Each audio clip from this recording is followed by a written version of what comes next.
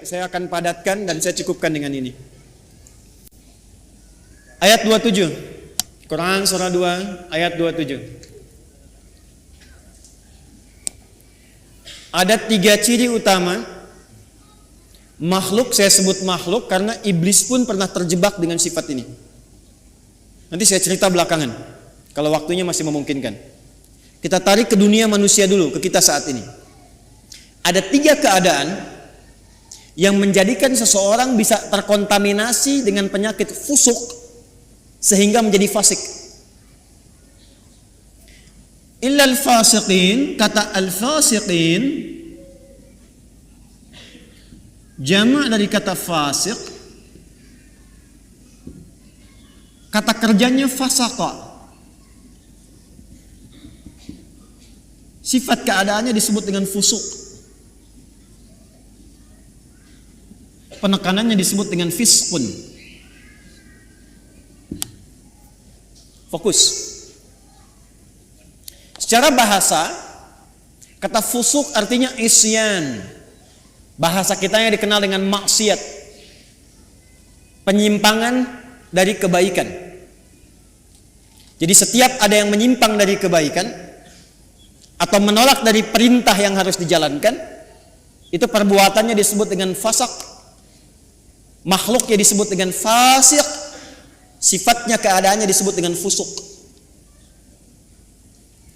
Iblis yang punya sifat setan itu asalnya jin yang sangat taat. Sangat taat. Sampai ada riwayat menyebutkan saking taatnya kepada Allah, maka malaikat menyifatinya dengan Azazil, makhluk yang terhormat karena rajinnya ibadah kepada Allah. Cuman karena satu kejadian dia bergeser dari ketaatan, tidak mau menaati perintah Allah, menghindar dari perintah. Diminta oleh Allah hormat kepada Adam, sujud hormat kepada Adam. Jadi bukan persoalan sujudnya, persoalannya ini perintahnya. Jadi ketika dia tidak menunaikan perintah, menolak perintah itu dan tidak mau menaati karena maksiat, maka disebut oleh Quran berubah dari taat menjadi fasik.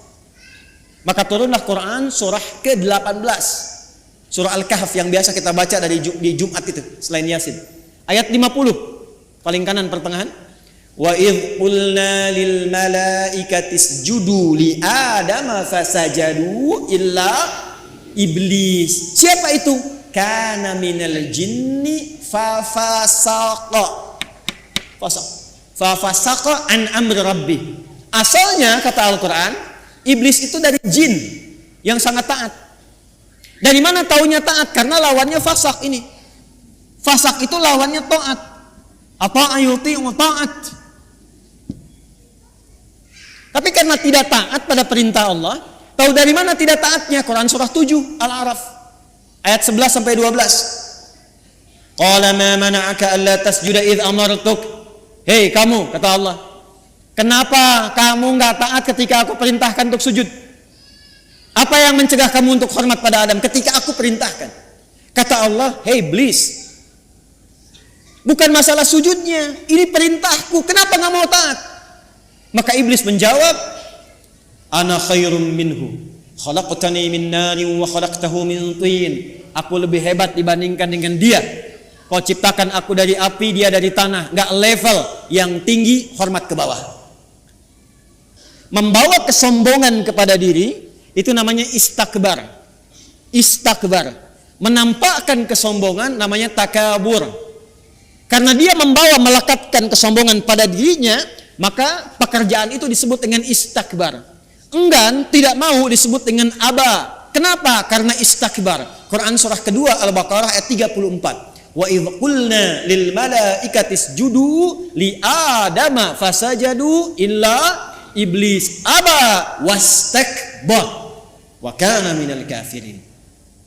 Makanya ketika keburukan menutupi kebaikannya, ingat, ada baik menutup buruk, ada buruk menutup baik, itu beda.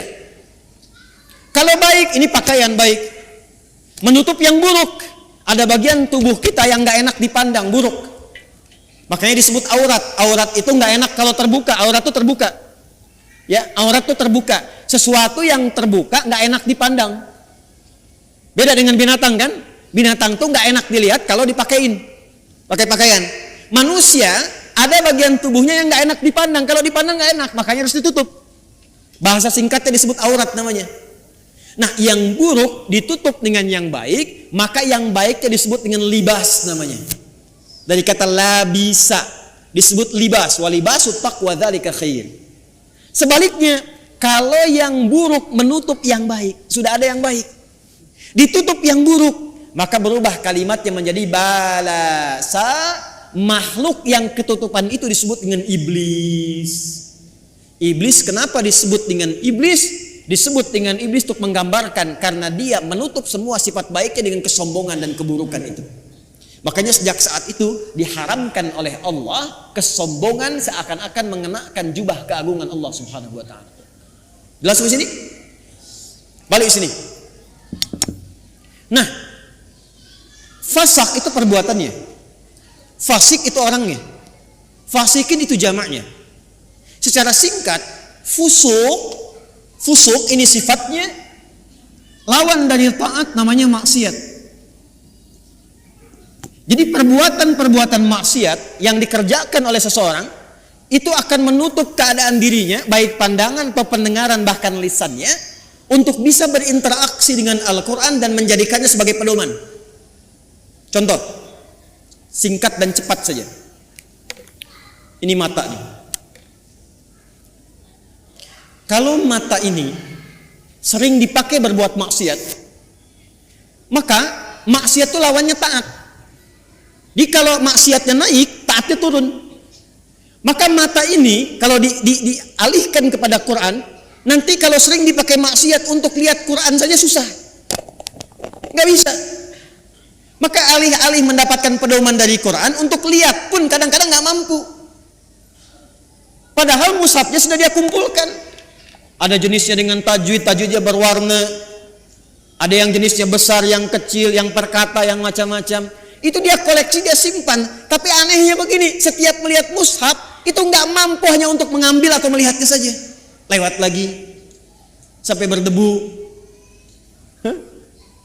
Baru ketika ada pengajian datang ke rumah, mama, mana mushaf kita yang ditempel itu di dinding? Ditempel di dinding. Apa tadi lihat? Nah, kalau sehari nggak bisa tuh berinteraksi dengan mushaf, dengan Quran, ambil mushaf yang paling besar, simpan di ruang tengah malam, buka begini, jangan dibaca, tanyakan dulu pada diri kita masing-masing, mengadu ke Allah, ya Allah, maksiat apa yang aku kerjakan di mata ini sehingga tak sanggup melihat Al-Quran sampai detik ini. Telinga, Anda dengar ngaji, dari masjid dengar ada tahrim, anak-anak dengar bacaan Quran, ada pengajian-pengajian, tapi telinganya nggak sanggup dengar. Kok kayaknya nggak enak? Ada yang gelisah, ada yang jenuh, bahkan ada yang anti. Artinya apa? Telinga ini seringkali digunakan untuk mendengar yang salah, maksiat. Quran surah ke-6 misalnya ayat 25, wa fi adanihim waqra, di telinganya ada sumbatan. Telinganya ada sumbatan. Nah, ada 3 perbuatan besar dari maksiat ini yang kalau dikerjakan itu, dan kita berlindung pada Allah dari 3 perbuatan ini, kalau dikerjakan itu maka secara otomatis dia akan mempengaruhi pelakunya langsung mendapatkan sifat fusuk dan berpotensi menjadi fasik sehingga tak mampu mendapatkan pedoman-pedoman dan petunjuk dalam Al-Quran. Secara cepat, apa saja perbuatannya untuk kita tinggalkan dan kita jauhi? 1. Alladzina yanquduna 'ahdallahi min ba'di mitsaqih. Perhatikan baik-baik. Yang pertama, penyakit ini berpotensi menyerang semua kalangan karena itu menggunakan kata alladzina. Disebutkan sebanyak 1080 kali dalam Al-Quran, mencakup semua tanpa kecuali. Laki-laki, perempuan, besar, kecil, tua, muda, dan seterusnya. Yang pertama, alladzina yanquduna 'ahdallahi min ba'di mitsaqih. Yaitu orang-orang yang memutuskan atau menyalahi komitmen dengan Allah setelah dia berkomitmen untuk memegang teguh janjinya. Menyalahi komitmen dengan Allah. Komitmen dengan Allah.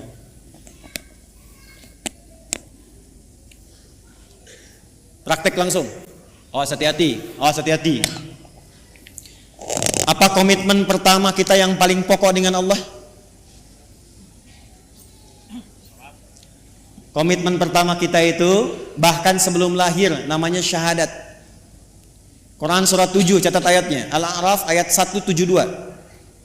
Wa idz akhadha rabbuka min bani adama min dhuhurihim dzurriyyatahum wa asyhadahum ala anfusihim alastu bi rabbikum qalu bala syahidna an taqulu yaumal qiyamati inna kunna an hadza ghafilin. Komitmen pertama kita adalah asyhadu an la ilaha wa asyhadu anna.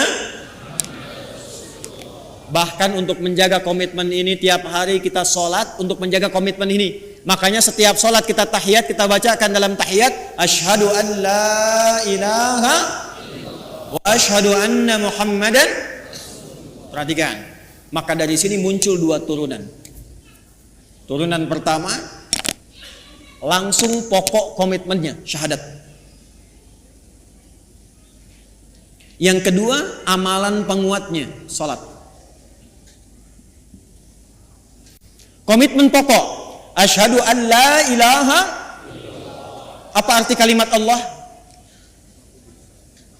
Arti kalimat Allah itu dua yang pokok. Satu, yang dipertuhankan. Yang dipertuhankan. Jadi Allah itu bukan sifat, Allah itu nama. Ingat, bukan sifat. Kalau ada yang bertanya siapa Allahmu, itu salah. Karena Allah itu nama. Siapa nama Tuhanmu? Allah. Makanya ketika orang-orang Quraisy, orang kafir bertanya pada Rasulullah, siapa nama Rabbmu Muhammad? Karena engkau menyebutkan Rabb. Qul a'udzu birabbin nas, qul a'udzu birabbil falaq. Siapa namanya? Maka turunlah surah Al-Ikhlas. Qul, katakan Muhammad sallallahu alaihi wasallam, huwa, yang dimaksud Rabb itu Allah. Nah, Allah ini punya dua arti pokok. Pertama adalah yang dituhankan, satu-satunya yang dituhankan. Ini. Yang kedua, yang diibadahi. Kedua makna ini ada di Quran surah ke-20 ayat 14. Allah mengenalkan dirinya kepada Musa alaihi salam dengan dua makna ini. Innani anallah, kata Allah, akulah Allah. Nama.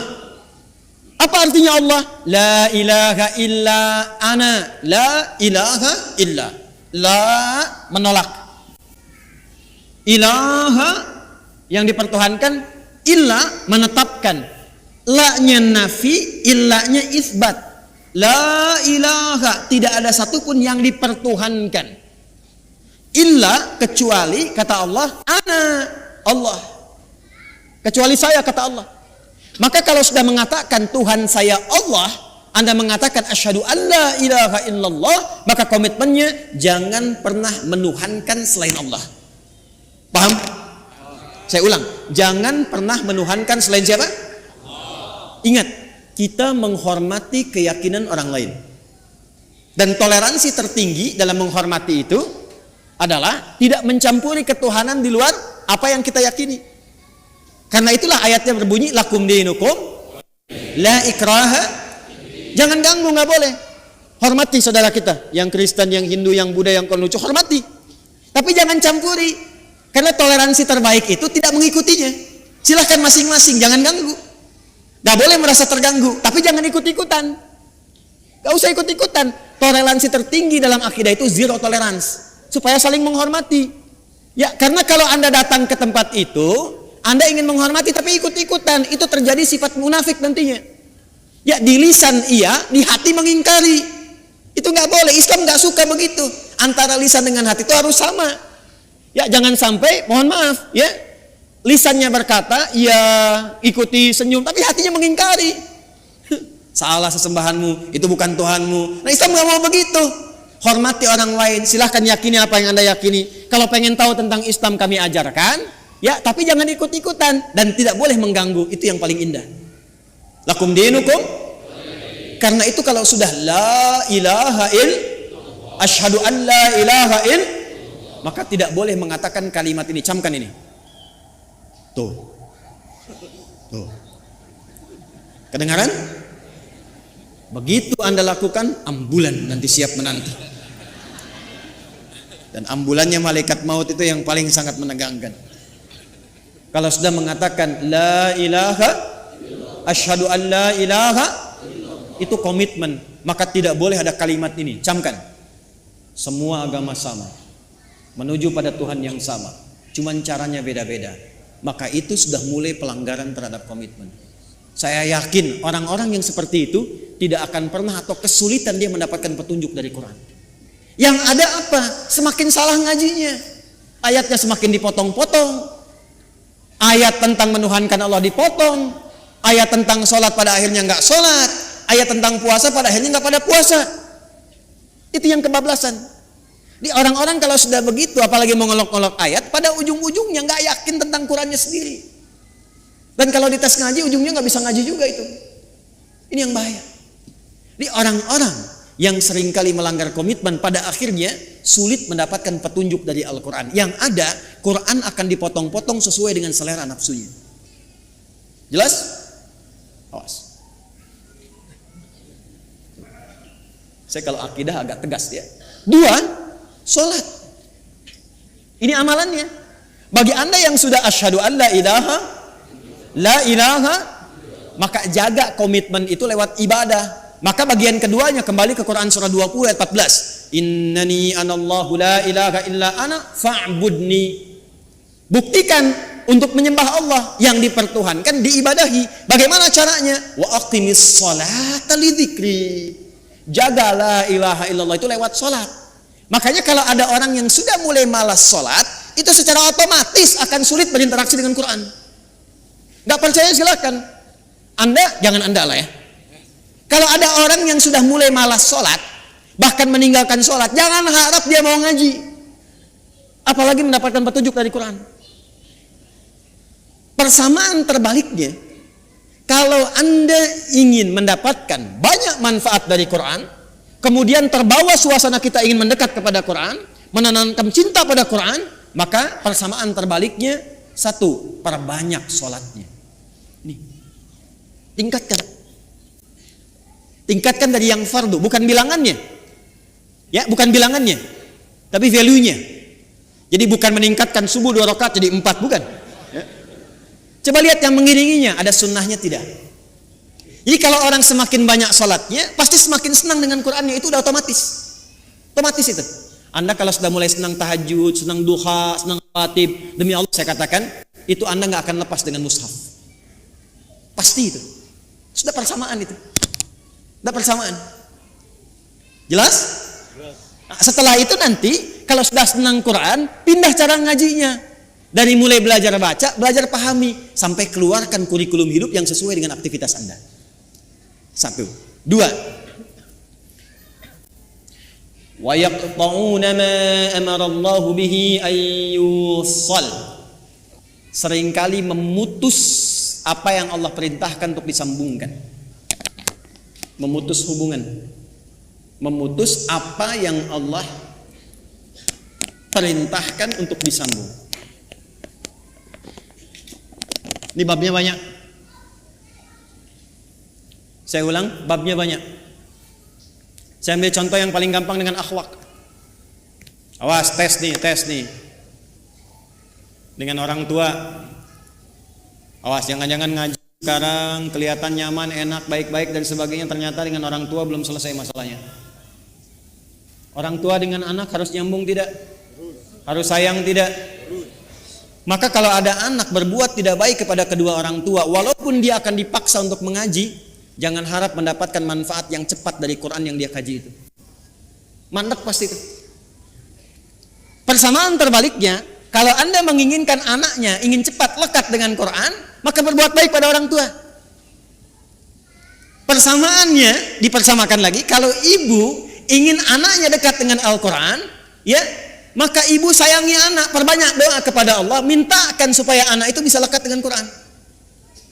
Jadi saya ingin katakan, menyambung hubungan dengan yang Allah perintahkan disambung, dengan orang tua, dengan ibu, dengan ayah, kasih sayang yang baik, berikan perhatian, doa. Itu salah satu fadilahnya mempercepat kemampuan kita untuk menangkap petunjuk dari Al-Quran.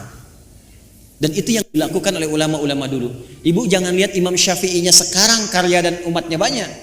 Kalau Anda pengen tahu, Imam Syafi'i itu bisa demikian, salah satunya perjuangan ibunya yang single parent. Lahir di Gaza, datang ke Mekah digendong-gendong tuh dari tawafnya sampai diajarin dan sebagainya. Jadinya seperti sekarang. Imam Ahmad bin Hanbal, ibunya single parent. Apa yang dilakukan? Musim dingin pun itu masih masak air, Bu, Pak. Diwudukan ibunya. Digendong di tempat, disimpan di Majlis Ulama, ngaji di situ sampai jadi bintang setelahnya. Murid Imam Asy-Syafi'i. Imam Al-Bukhari itu yang berjuang ibunya single parent. Mazhabnya Syafi'i. Jadi ada persamaan antara menyambung sesuatu dengan erat dengan petunjuk dari Al-Quran. Maka kalau ingin mendapatkan kemuliaan Al-Quran, dimulai dengan salah satunya apa? Minta ridho orang tua, siapa yang masih ada. Minta doa. Ibu jangan diminta, doakan anaknya. Ya, minimal ada satu di keluarga yang jadi kebanggaan. Di akhirat, Bu. Karena kalau dunia sementara. Harus ada di keluarga Anda itu, saya, kita, yang dipanggil di akhirat mewakili keluarga besar. Jadi kebanggaan. Itu loh anak-anak yang sering Anda lihat orang tuanya itu orang biasa. Ya, hartanya nggak banyak, makannya terbatas, Anda merasa kasihan. Jangan salah, mungkin yang perlu dikasihani itu Anda. Karena dia telah menciptakan, membuat sebuah sistem kehidupannya bahagia di sisi Allah. Jadi kebanggaan. Ternyata anaknya sudah hafal Quran 30 juz. Ternyata orang tuanya hafal Quran dengan 7 riwayat. Dan dia siapkan anaknya jadi kebanggaan di akhirat. Saat orang tua yang kadang dipandang sebelah mata di dunia itu, bahkan anaknya mampu memakaikan mahkota di kepala ibu dan ayahnya di hari kiamat kelak. Anda ada di mana? Harus berubah cara berpikirnya. Besok itu wafat, teman-teman. Besok itu kembali. 3 yang terakhir, wa yufsiduna fil ardh. Orang yang senang merusak. Fasad. Senang merusak. Fasad itu definisinya banyak. Ya, mencuri merusak tidak? Merusak. Menipu merusak tidak? Mencela merusak tidak? Jangan harap Anda ngaji, datang ke pengajian tapi senang mencela orang lain. Jangan harap mendapat petunjuk dari Quran dengan cara yang benar. Anda kerja, ngambil harta yang haram, korupsi, menipu dan sebagainya. Jangan harap dekat dengan Quran. Makanya orang-orang yang korupsi itu bisa dicek deh, pasti nggak bisa ngaji. Walaupun asalnya bisa ngaji, jauh dari Quran pada akhirnya. Saya di Libya pernah satu majlis dengan salah satu tokoh yang diagungkan oleh kalangan liberal. Namanya Jamal Al-Banna. Jamal Al-Banna ini dulunya itu salah satu yang sangat concern dalam hadis, hafal Quran. Tapi satu kali terjadi perubahan dalam hidupnya, singkatnya dia keluar ke barat. Di barat berubah pandangannya, punya interaksi yang salah, yang keliru, maka pikirannya berubah menjadi liberal. Satu kali ke Libya, ke Tripoli, jadi kami itu punya pelajaran salah satunya Al-Istishraq wa Tansir, gerakan-gerakan orientalis, tokohnya siapa aja. Dahsyatnya kurikulum di sana, kalau sudah belajar nanti tokohnya diundang kalau masih hidup. Jadi kita berdialog, tahu pemikirannya bagaimana. Secara singkat, masih ada videonya sampai sekarang. Gambarnya, fotonya saya masih ada. Itu begitu datang, kita duduk sama menyimak. Itu membaca yang paling ringan dalam Al-Quran yang jadi favorit Anda sekalian. Kan ada 3 surat paling favorit di muka bumi untuk setiap muslim saat ini. 3 qul terakhir kan? Ya, qul huwallah, qul a'udzu birabbil falaq, qul a'udzu birabbin. Itu baca Al-Ikhlas, qul huwallahu ahad, tertukar-tukar enggak selesai-selesai. Qul huwallahu ahad, Allahus lam yalid wa lam yakul huwallahu ahad, Allahus, sampai istighfar para mufti yang ada pada saat itu, astagfirullah, astagfirullah. Anda bisa bayangkan. Apa? Karena Quran yang baik tidak akan bercampur dengan yang kotor. Jadi kalau sudah mendapatkan dengan cara yang kotor, harta yang kotor, pikiran yang tidak baik, gak akan pernah Quran jadi petunjuk dalam hidupnya. Ini.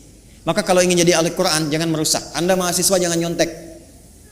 Jadi mahasiswa yang jujur. Bekerja yang benar, belajar yang benar. Masuk kelas disiplin. Nanti kalau Anda udah jadi ahli Quran, Anda akan menikmati bagaimana Anda menuntut ilmu. Jadi senang belajar itu, nikmat, nyaman. Ya, dan potensi Anda akan muncul, menapak ke bumi, terhubung dengan Allah dengan sangat kuat. Energi potensial begitu kan? EP sama dengan M dikali G kali H kan? Energi potensial sama dengan M dikali G kali H, gitu kan? Massa kalikan gravitasi kalikan ketinggian. Anggaplah ini Anda, gravitasinya menapak bumi dengan aktivitas Anda, haknya height tersambung ke atas. Walaupun ini adalah mengambang yang tidak menempel, tapi potensinya ada di situ. Kalau Anda mampu memijak bumi dan menyambungkan diri Anda kepada Allah dengan kuat, maka semua potensi yang ada pada diri Anda akan keluar. Tinggal Anda rubah itu menjadi kinetik. EK sama dengan setengah M dikalikan V kuadrat. M kalikan V kuadrat. Usaha Anda nggak akan banyak lagi, cukup setengah, tapi percepatannya banyak. Kalau Anda ingin rubah jadi pekerjaan dan beraktivitas, gabungkan potensial dengan kinetik, maka dia menjadi energi mekanik. IM sama dengan EP dikalikan EK. Anda fisika belajar nggak sih? Mana yang ITB jurusan fisika? Betul nggak ini? Betul nggak? Betul kan? Tapi nanti energi itu juga bisa berubah. Mesti ada daya, mesti ada kekuatan, mesti ada waktu.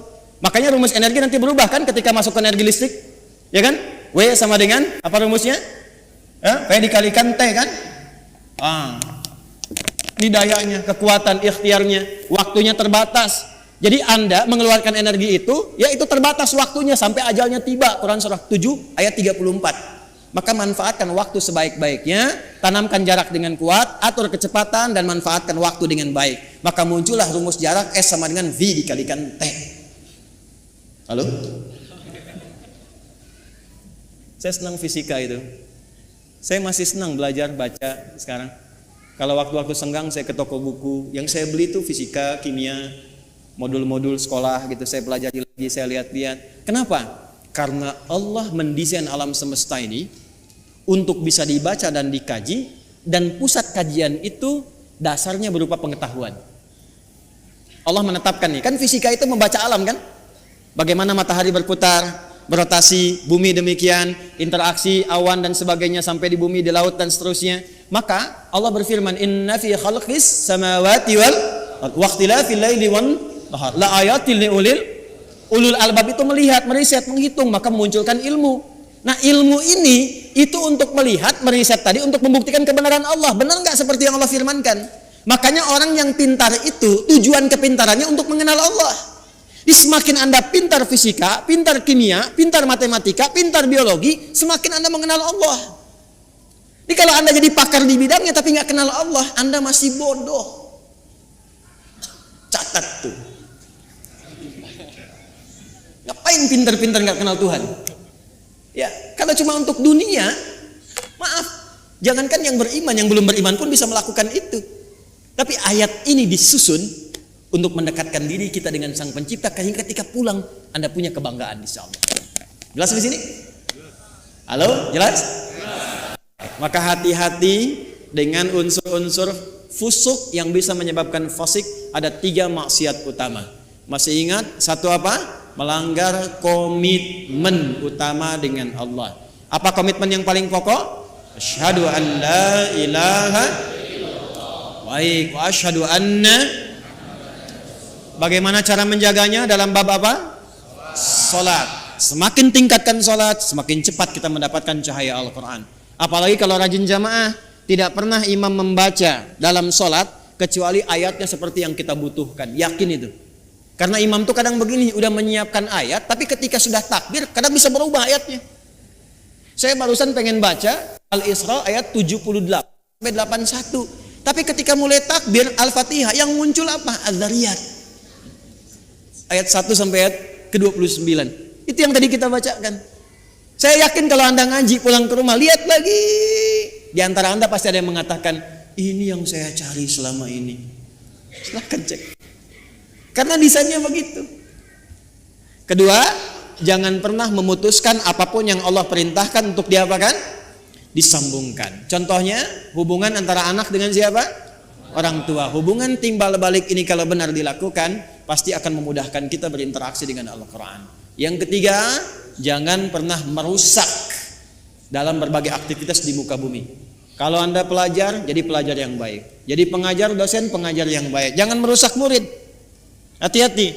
Kalau Anda bekerja yang benar, jangan merusak sistem.